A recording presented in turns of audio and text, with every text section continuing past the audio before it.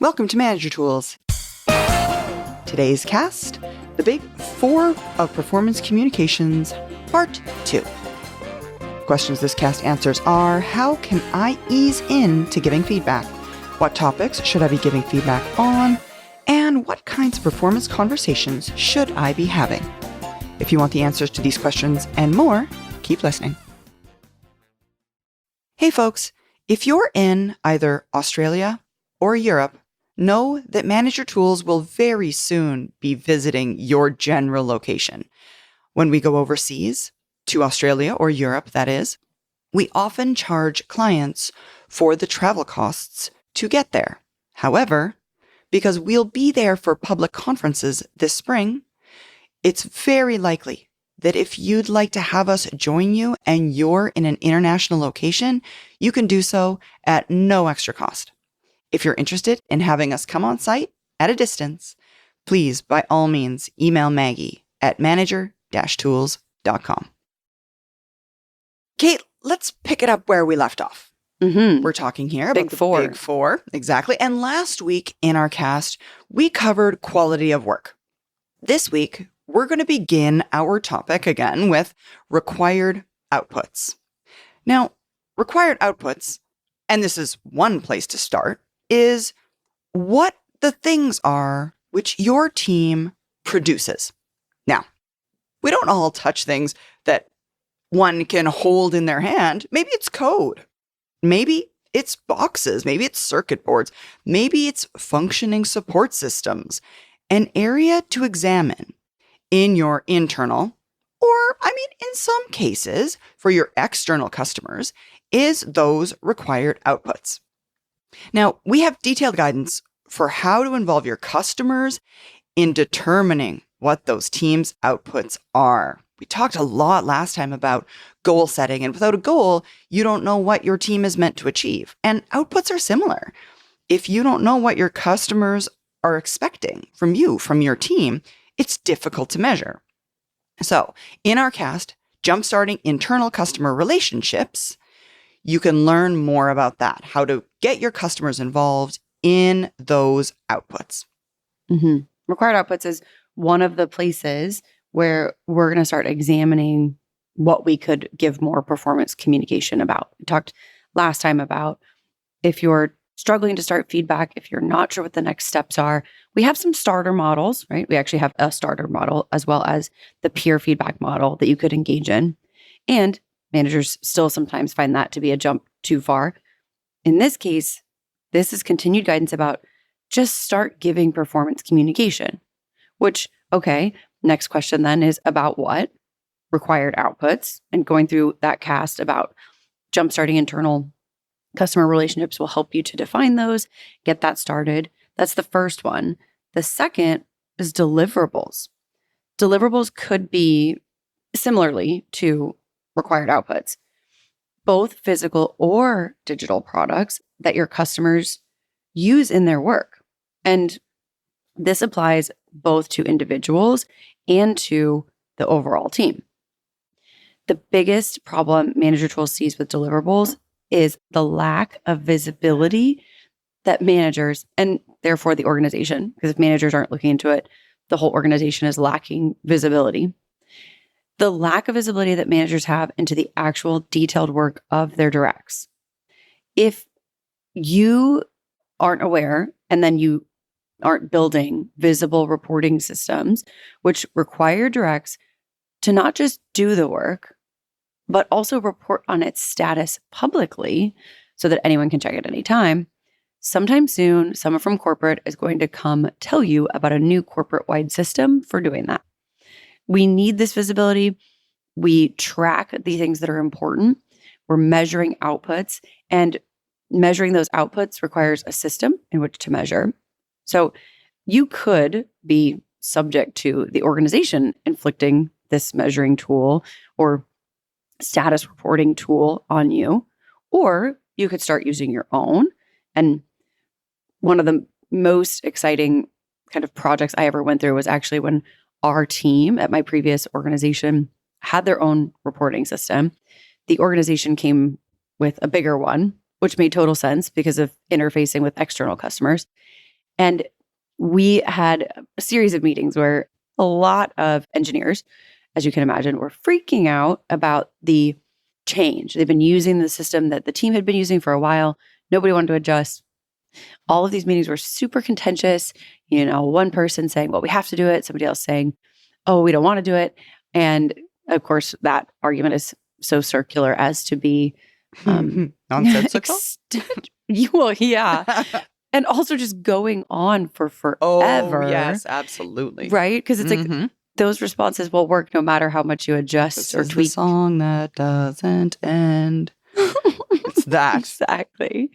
And so finally, somebody said, well, we could just write a script that will take our stuff and interface it with the big reporting system, which thank goodness, because I was on the team of I don't want to change my reporting at the time. Absolutely. As an individual contributor, my level of input to that was pretty high, and I'd gotten it down to I can almost do this without thinking of it. It was very practiced for me. Absolutely. So there might be a system-wide ask. You might be able to interface with that. And if your organization isn't measuring this now, at some point they're likely to start doing so. So think about, if you've ever been a manager or a first level director, having one of those intricate, expensive, hard to customize systems thrust upon you, it's likely to create more work than the value of reporting that likely no one will look at that they claim to provide. And it's tough to have it, not even the work, which is going to be a lot, just the sheer amount of arguments, discussions, meetings that come from that situation. Whereas you could be tracking deliverables now and making this process a little bit easier on yourself. And then also, this is a place where you could be giving feedback or giving performance communication as a stepping stone to feedback. Totally. And I mean, the whole concept of tracking your own deliverables before the organization thrusts a system upon you is really similar to the goal setting, right? You may not have organizational goals yet thrust upon you, but if you haven't created your own and aren't tracking something and reporting on them, chances are increased that those will be thrust upon you. If you're doing reporting in some way, shape, or form that's beneficial to the organization, it decreases the likelihood that they'll be searching for an outside tool, which will make your life, at least in the short term, much, much harder. And again, you're right. It's rife with opportunities for more feedback. We have really similar guidance here as we did with goal setting, which is do not allow others to develop your task or deliverable tracking system in the absence of you having such a system of this type. They will do so without enough information about the subtleties of your work, the processes, the intricacies, but you'll be stuck reporting things that do not truly measure your value. It's not just that they're going to create the system, it's they're going to decide what gets measured.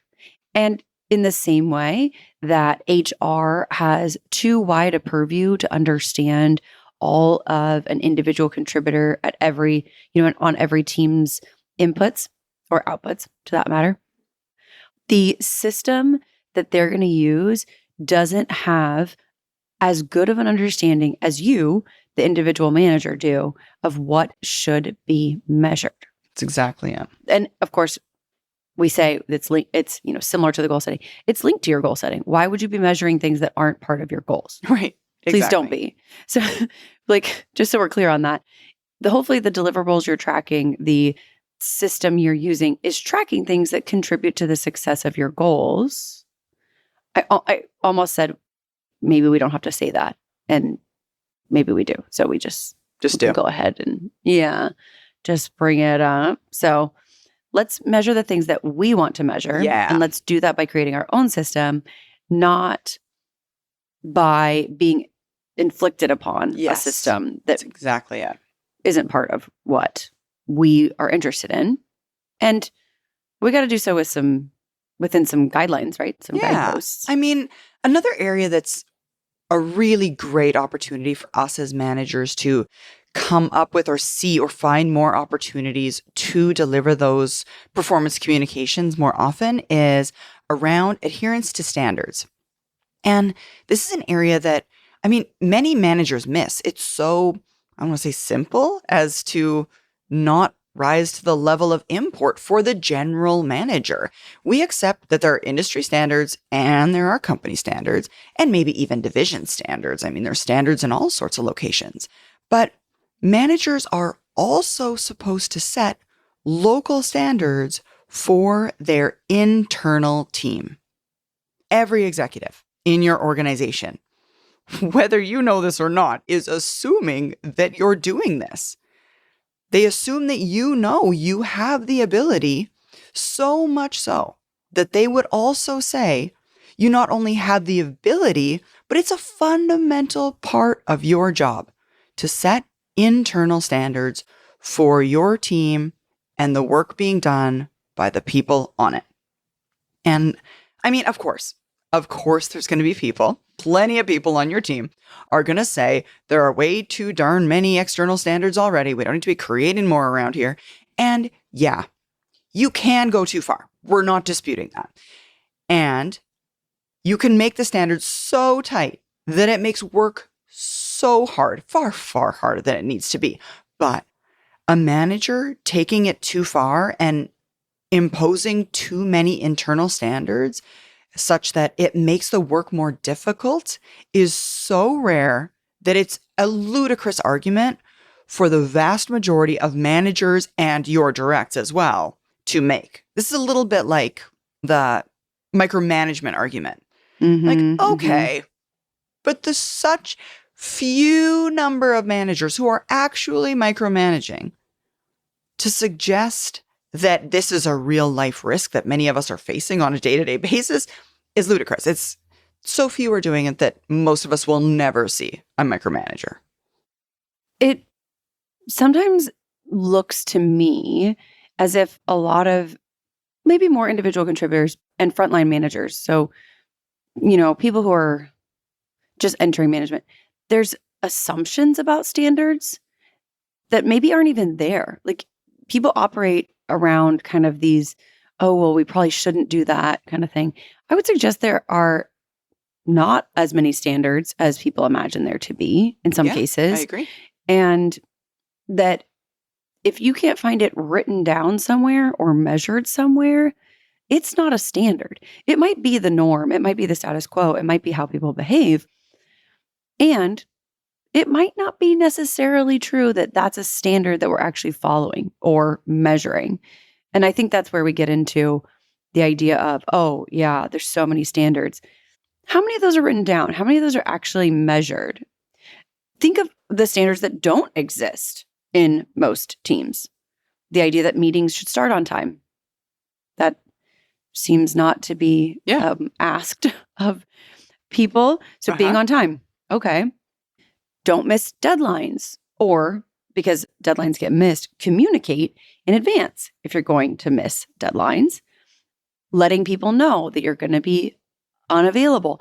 Having a calendar that allows people to understand where you're going to be and what you're going to be doing, and if you're going to be out of the office. Notifying people that you're going to be out, that you're going to be at the doctor, something like that. Turning on your video for webcam calls.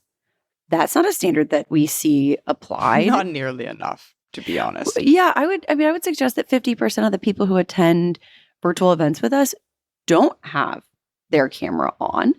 And to be frank with you, I find it hard to understand context. I find it hard to give people the respect and credit that they deserve if I can't see anything of them other than a black box.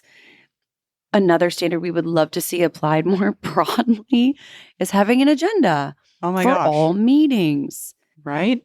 How about conducting one-on-ones on a weekly basis? Okay, you've gone too far. Man, I know. Folks, no. Manager tools wouldn't even exist if this was a standard that was known to most people. So true. But this is our job. This is the number one issue we have when we go on site, when we talk to managers, help them learn. Oh my gosh, you think we're going to do it weekly? That's crazy. Yeah, These are standards that do not apply. How about taking notes in meetings? Taking all of your own notes. People don't do that. So many don't do it. Speaking up when comments are called for, asking questions when you have a question. Contributing your ideas or thoughts to what the slide or content that's being delivered. Okay. Yep. What else? Don't speak ill of your colleagues. Yeah. Right? Don't gossip. Love that. Oh, gosh. Great internal standard. Let's all have it. I'd love that. Providing written input for your review. So few organizations, so few managers, so few teams have the folks on them, your directs, do a self-assessment prior to the manager delivering the assessment. And it's so valuable. I mean, so much insight. Speaking of our overall topic of giving feedback, that's the best way to know what the things the folks on your team are doing that they think is important. The things that they give themselves credit for or they ding themselves on their own self-review, wildly revealing in terms of what our direct value about the work that they do. Absolutely. It gives us a better picture, I think, at every level, because the things that I care about at my level there's different enough from my directs that I forget things that were large portions of their efforts throughout the year, whereas they don't forget because at their level, that was like really crucial. There's just a organizational barrier there to understanding how everybody else spends their time. If you think you understand where people spend their time, I challenge you to. It's an interesting challenge because I don't think most people understand where they spend their own time. Yeah, so for you to understand would be quite silly. What about presenting, taking questions as you present, not at the end? Oh my gosh, yes. That would be great. Making it more engaging, making it more of a conversation, not that's how you do that till the end, ma'am. Right? Yeah. Exactly. Yeah. Or, oh, hey, here's a good one. Letting your boss know if you're going to come in late or not at your normal time in the morning. Oh, love that one. A good one. We have a lot of that here. We know when they have other stuff to do. And sometimes people have other stuff to do. Totally. Right? Or what about something really simple, like saying thank you to someone when they ask, or when they help. If they are, oh my gosh, thank you so much for helping. Or, dude, thank you so much for volunteering to help. I don't need assistance, but I appreciate you offering. Yeah. I mean, saying thank you, period. And there are so many people for whom thank you is really important. We have some team members who one of their kind of really important things, or like almost like a pet peeve, is if a person doesn't say thank you. And you can hear it when you hear the story later. If anybody says, oh, well, I helped out so-and-so, but they didn't say thank you. It's like, oof. It's just such a simple thing. It's so simple to type out if you're slacking. It's so simple to say. Also, murdering the unchosen alternative. That would be a great standard to have, to ask of people. Professional subordination. Good one. Yeah. Or just, not arguing. If you have lost the point in the meeting, if you've been decided against, not arguing about, well, I'd like to do it differently. To your comment about professional subordination. And I would suggest none of these would be burdensome. Agreed. Or that they're outside the norm. Another one that comes to mind, just because we talked about like your calendar and being on time and all that, is dressing appropriately for Zoom calls or really good, for work. Yes. I mean, the offices I've worked in, people were willing to dress, business casual. And now I find with Zoom, some people are not dressed in ways in which I would suggest they are going to leave the house. And to some extent, I understand. If you're working from home all day and you don't have to leave the house, maybe you feel you can stay in some form of house clothes. And I would suggest there's a reasonable request of, what if you had a collar on your shirt and then you could wear house clothes, elsewhere? I don't know. I don't think these are big asks. Good point, Kate. I think that a lot of managers who manage remote teams could struggle. In fact, I would say many of them probably have struggled with the transition from work to home to back in the work in respect to attire.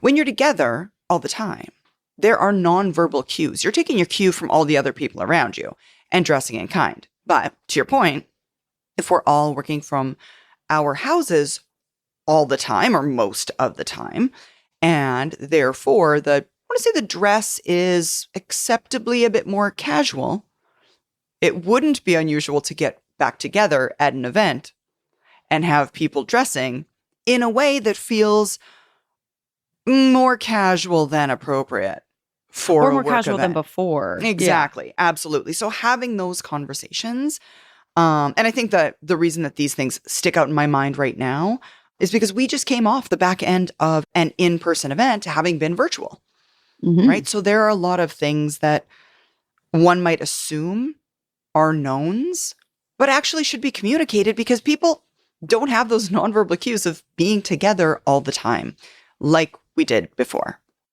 Yeah. And to your point, we talked to our team about attire at our offsite. We had conversations. We had conversations about expectations around what to wear. Totally. Some of it's because they're flying. They have to pack. We talked a lot about rain gear. And weather, and it's going to be super cold, and you might not think it will be because it's California. There's so many things. Yes. And I would suggest that people met those expectations, that we had a success in that area.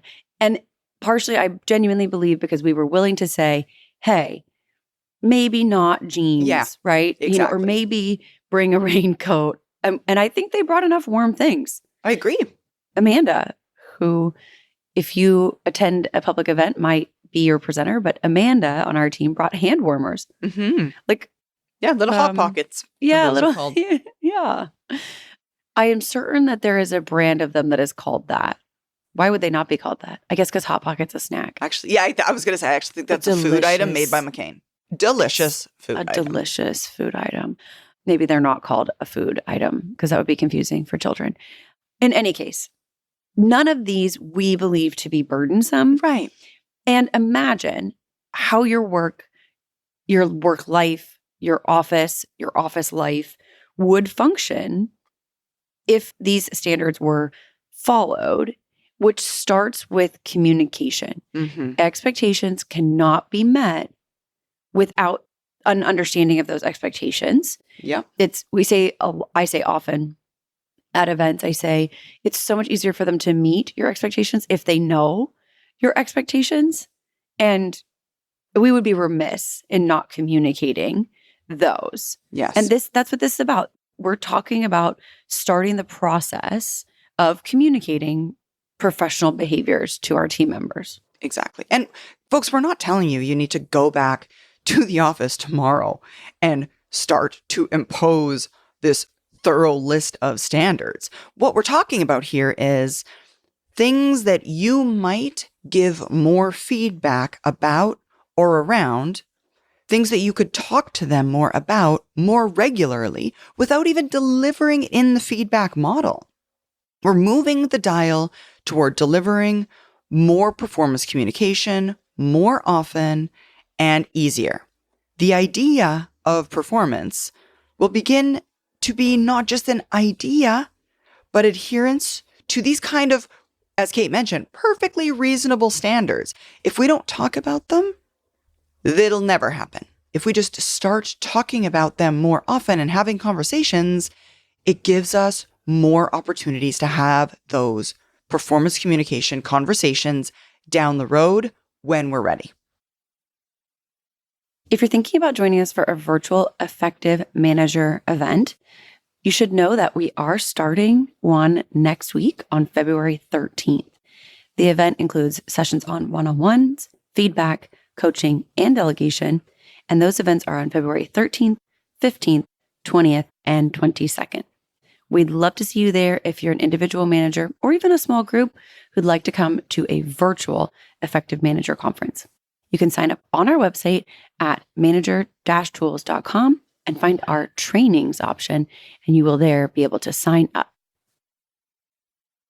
One of these that we haven't really touched on in terms of topics here that I would suggest beginning to talk about would be really valuable in so many organizations, because I go to so many organizations where this isn't expected of people and it's so frustrating, is timeliness. Dude, you are preaching to the choir. This is my pet peeve. It is.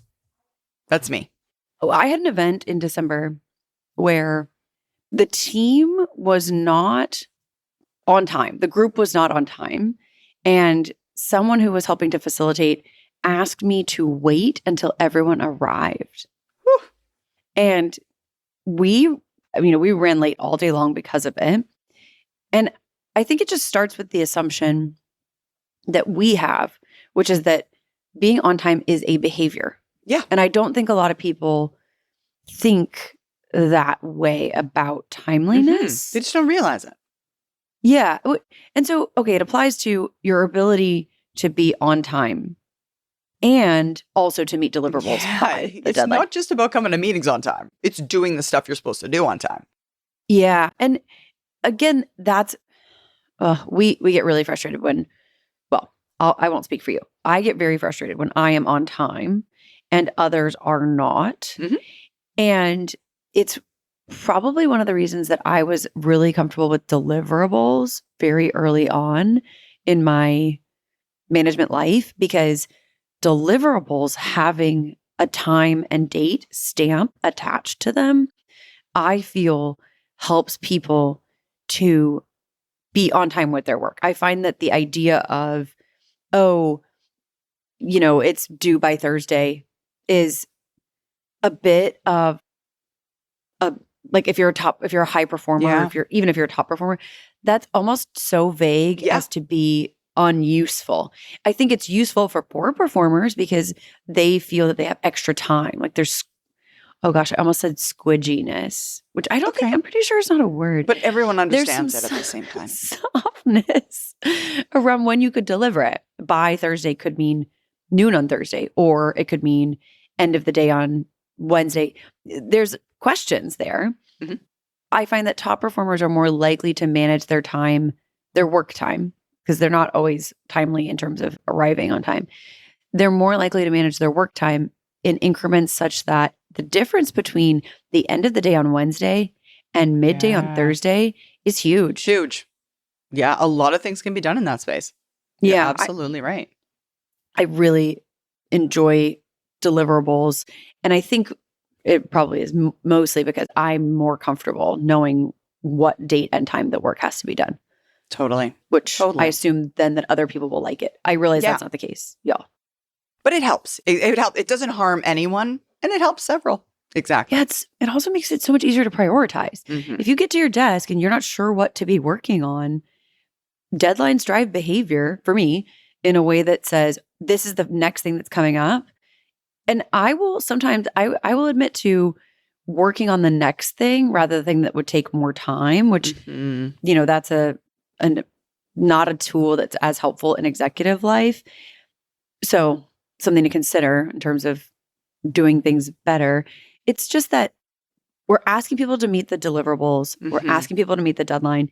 Misses are totally going to happen. Absolutely. They're acceptable. I mean, with the proper communications in advance of the deadline, right? Or whatever it may be, right? As long as there's communications around it, we can't assume that no misses will ever happen.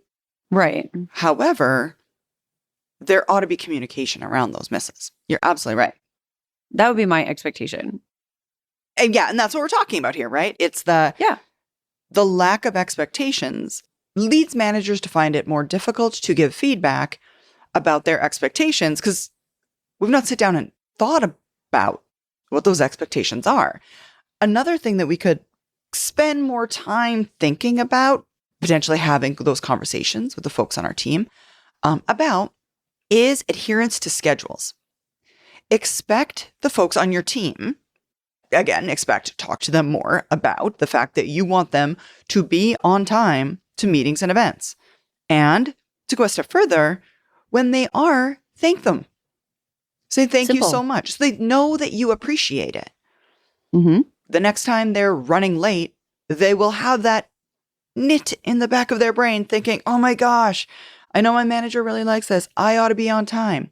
And when they aren't, let them know that you noticed they weren't on time. It should be no surprise that in any organization where a lack of personal timeliness is acceptable, deadlines will also be missed. It's either timeliness is important or timeliness isn't important. And just showing up to meetings isn't the limit to timeliness. Outputs are going to be delayed. Results are going to be delayed.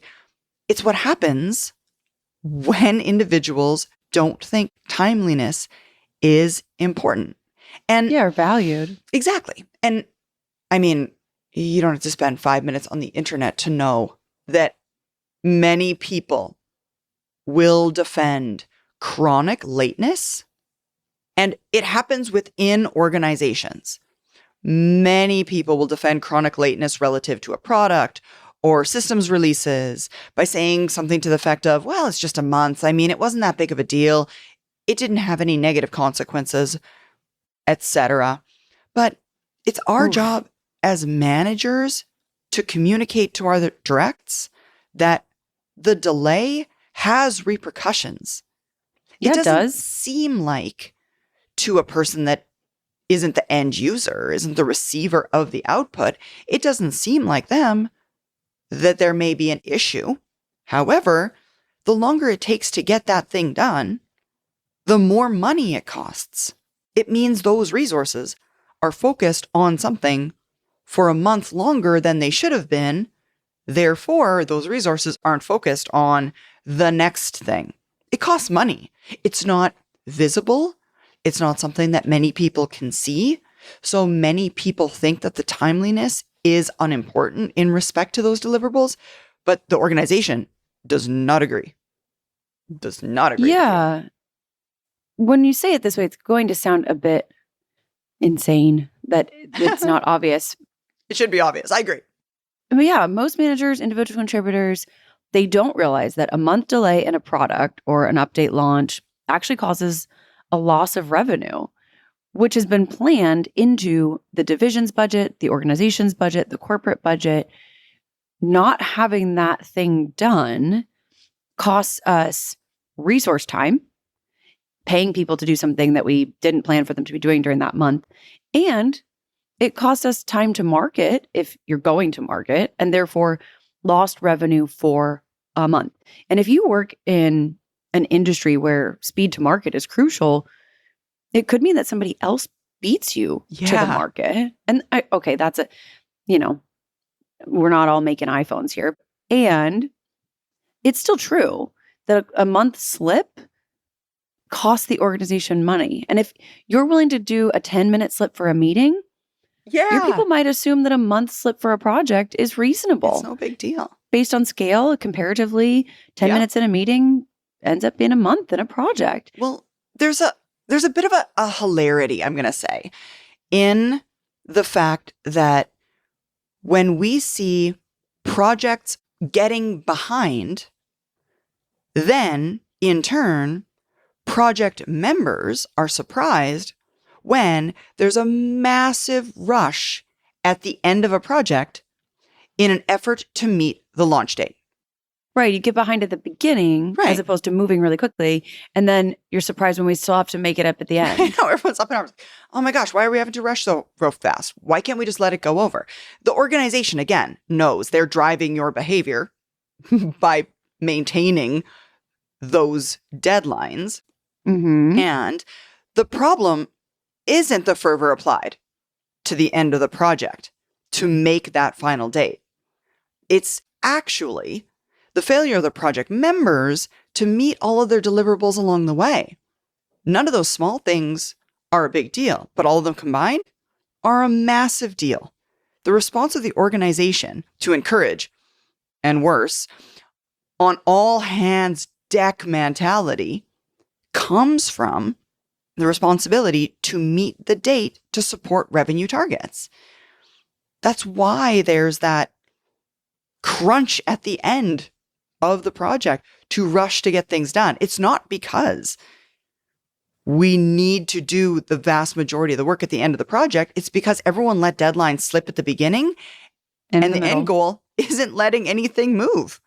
Right. That's why it's so busy at the end of a project, because the beginning of the project was too lackadaisical. And people didn't do their chores in the middle. Exactly. And that responsibility in the end falls on managers, senior managers, execs. We don't want to go down and meddle in the details every week. Senior managers, executive level, they assume that lower level managers are doing what they're supposed to do. Seems reasonable. In my personal opinion. It does seem reasonable. But then the project gets behind, and those senior level positions understand that the revenue is still expected.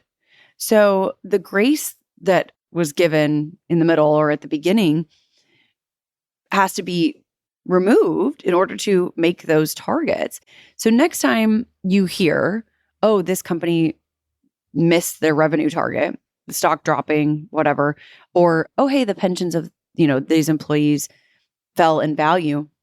Honestly, that's when to ask yourself if all of your team's projects are on time and on track, because the completion of those tasks on a daily basis, they contribute to whether or not the stock falls. If enough of them pile up, if enough of them aren't being delivered on time.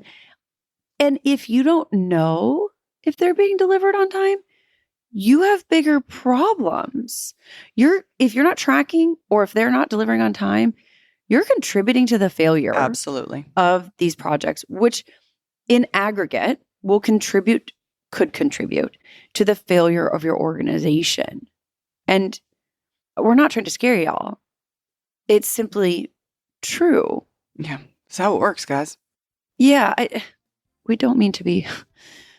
We don't mean to scare you. We're not trying. Yeah, but if everyone just relinquishes their authority or responsibility in maintaining those targets, it leads to an overall failure in the organization. If we all don't do our job, the job doesn't get done. Should be no surprise there. That's all for this week, folks. Join us next week for the completion of this cast.